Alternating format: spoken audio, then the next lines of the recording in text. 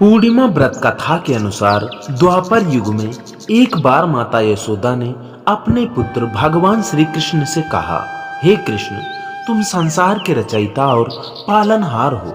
आज मुझे कोई ऐसा उपाय बताओ जिसे करने से स्त्रियों को सौभाग्य की प्राप्ति हो, साथ ही उनकी सभी मनोकामनाएं पूर्ण हो। तब श्री कृष्ण ने कहा, हे माता, मैं आपको एक अचूक उपाय विस्तार से बताता हूँ। स्त्रियों को सौभाग्य की प्राप्ति के लिए 32वीं पूर्णिमा का व्रत रखना चाहिए। इस धरती पर एक राजा थे जिनका नाम चंद्रहास था। वे अनेक प्रकार के रत्नों से परिपूर्ण कातिका नाम की नगरी पर राज करते थे। उसी नगरी में एक धनेश्वर नाम का ब्राह्मण था जिसकी स्त्री अति सुशील और रूपवती थी। उस ब्राह्मण के घर में धन धान्य आदि की कभी कमी नहीं होती थी, लेकिन उसकी कोई संतान न होने की वजह से वह दुखी रहता था। एक दिन उस नगरी में एक तपस्वी आया। वह तपस्वी उस ब्राह्मण के घर को छोड़कर सभी घरों से भिक्षा लेता और अपना पेट भरता। एक दिन तपस्वी भिक्षान को प्रेम पूर्वक खा रहा था कि ब्राह्मण धनेश्वर ने योगी को यह सब कार्य करते देख लिया। धनेश्वर योगी के पास जाकर बोला, महात्मन, आप सभी घरों से भिक्षा लेते हैं, लेकिन मेरे घर कभी नहीं आते। मैं इसका कारण क्या जान सकता हूँ? योगी ने कहा कि निसंतान के घर की भीख पतितों के अन्न के तुल्य होती है, और ऐसे में जो भी पतितों का अन्न खाता है वह भी पतित हो जाता है।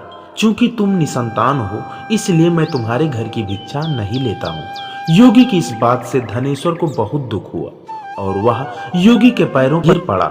कहने लगा, हे महाराज, कृपया करके मुझको पुत्र प्राप्ति का कोई उपाय बताइए। मैं पुत्र न होने के कारण बेहद दुखी हूँ। सब कुछ होते हुए भी मैं खुश नहीं हूँ। आप मेरे इस दुख को दूर करने का उपाय बताइए। यह सुनकर योगी कहने लगे, हे ब्राह्मण, तुम चंडी की आराधना करो। योगी के कहे अनुसार धनेश्वर ने वन में जाकर चंडी की उपासना की और उपवास किया। चंडी ने 16वें दिन उसे सपने में आकर दर्शन दिया और कहा, हे धनेश्वर, तेरे पुत्र होगा, लेकिन वह 16 वर्ष की आयु तक ही जीवित रहेगा। लेकिन यदि तुम दोनों स्त्री पुरुष 32 पूर्णमासियों का व्रत करोगे तो वह दीर्घायु प्राप्त करेगा।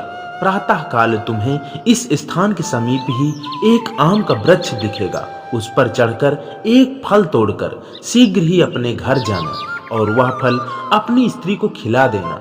ऋतु स्नान के बाद वह स्वच्छ होकर भगवान शंकर का ध्यान करके उस फल को खा लेगी। तब शंकर भगवान की कृपा से उसको गर्भ हो जाए। धनेश्वर ने ठीक वैसा ही किया और उसकी पत्नी गर्भवती हो गई। देवी जी की असीम कृपा से उसे एक अत्यंत सुंदर पुत्र प्राप्त हुआ, जिसका नाम उन्होंने देवीदास रखा। दुर्गा जी की आज्ञानुसार उसकी माता ने 32 पूर्णमासी का व्रत रखना प्रारंभ कर दिया। 16वां वर्ष लगते ही देवीदास के माता पिता को चिंता होने लगी कि कहीं उनके पुत्र की इस वर्ष मृत्यु न हो जाए। धनेश्वर ने देवीदास के मामा को बुलाया और कहा कि देवीदास 1 वर्ष तक काशी में जाकर विद्याधन करे, ऐसी हमारी इच्छा है। इसके साथ में तुम चले जाओ और 1 वर्ष के बाद इसको वापस लौटा लाना। इस तरह देवीदास को एक घोड़े पर बैठकर अपने मामा के साथ काशी के लिए निकलना पड़ा। धनेश्वर ने अपने पुत्र की दीर्घायु के लिए भगवती दुर्गा की आराधना और पूर्णमासियों का व्रत करना शुरू कर दिया। इस प्रकार बराबर 32 पूर्णमासी का व्रत पूरा किया। कुछ समय बाद मामा और भांजा किसी नगर में रात बिताने के लिए ठहरे हुए थे। उस दिन उस गांव में एक ब्राह्मण की कन्या का विवाह होने लगा। जिस धर्मशाला में वर और उसकी बारात ठहरी हुई थी, वहीं देवीदास और उसके मामा भी ठहरे हुए थे। संयोग से कन्या को तेल आदि चढ़ाकर मंडप आदि का कृत्य किया गया तो लग्न के समय वर को धनुर्वात हो गया। तब वर के पिता की नजर यह देवीदास पर पड़ी और उन्होंने सोचा कि ये मेरे पुत्र जैसा ही सुंदर है, मैं क्यों न इसके साथ ही उस कन्या का लग्न करा दूं और बाद में विवाह के अन्य कार्य मेरे लड़के के साथ हो जाएंगे। ऐसा सोचकर वर का पिता देवीदास के मामा से जाकर बोला कि तुम थोड़ी देर के लिए अपने भांजे को हमें दे दो, और उसने अपनी योजना उन्हें बताई। तब उसका मामा कहने लगा कि जो कुछ भी मधुपर्क आदि कन्यादान के समय वर को मिले वह सब उन्हें दे दिया जाए, तो ही मेरा भांजा इस बारात का दूल्हा बनेगा। यह बात वर के पिता ने स्वीकार कर ली और इस तरह से देवीदास का विवाह उस कन्या के साथ हो गया। पत्नी के साथ वह भोजन न कर सका और अपने मन में सोचने लगा कि न जाने यह कैसी स्त्री होगी। लड़के को ऐसा करना सही नहीं लगा और उसके आंख में आंसू आ गए। तब वधू ने पूछा कि क्या बात है, आप इतने दुखी क्यों हैं? तब उसने सब बातें लड़की को बतला दी। तब कन्या कहने लगी कि अब हमारी शादी हो गई है।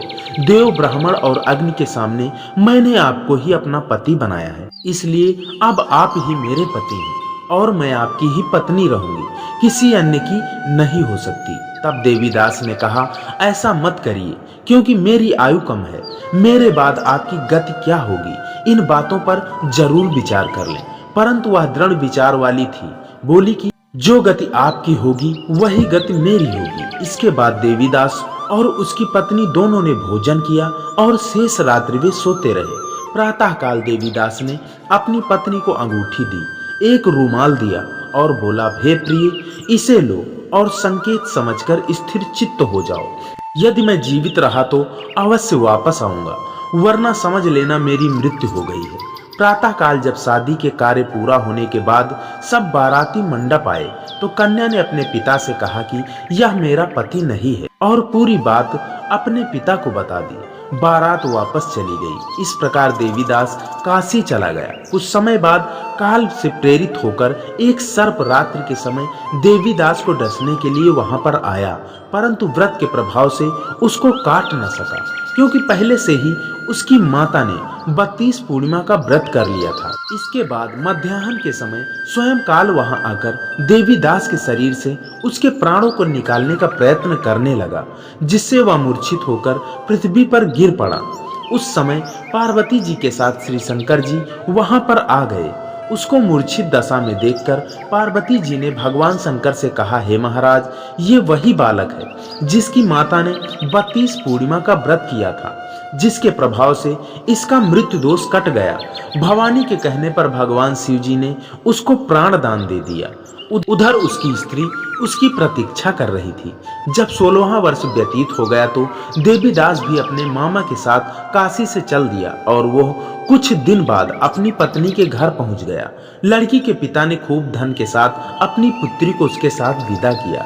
श्री कृष्ण भगवान कहने लगे कि इस प्रकार धनेश्वर द्वारा 32 पूर्णिमाओं का व्रत करने से उसके पुत्र को लंबी आयु की प्राप्ति हुई। अतः जो भी स्त्रियां ये व्रत करती हैं वे जन्म जन्मांतर में वैधव्य का दुख नहीं भोगती और सदैव सौभाग्यवती रहती हैं। यह व्रत पुत्र पौत्रों को देने वाला तथा संपूर्ण मनोकामनाओं को पूर्ण करने वाला माना गया है। तो दोस्तों, मित्रों, माताओं, बहनों, आशा करता हूँ आज की कथा आपको पसंद जरूर आई होगी। आपसे निवेदन है, कृपया चैनल पर नए हैं तो सब्सक्राइब जरूर करें, साथ ही वीडियो को लाइक करें, शेयर करें। कमेंट बॉक्स में अपने विचार हमें जरूर बताएं या फिर जय श्री कृष्ण, जय माता दी आदि जरूर लिखें। इसी के साथ विदा लेते हैं, मिलते हैं नई वीडियो, नई जानकारी, नई कथाओं के साथ। तब तक के लिए जय श्री कृष्ण।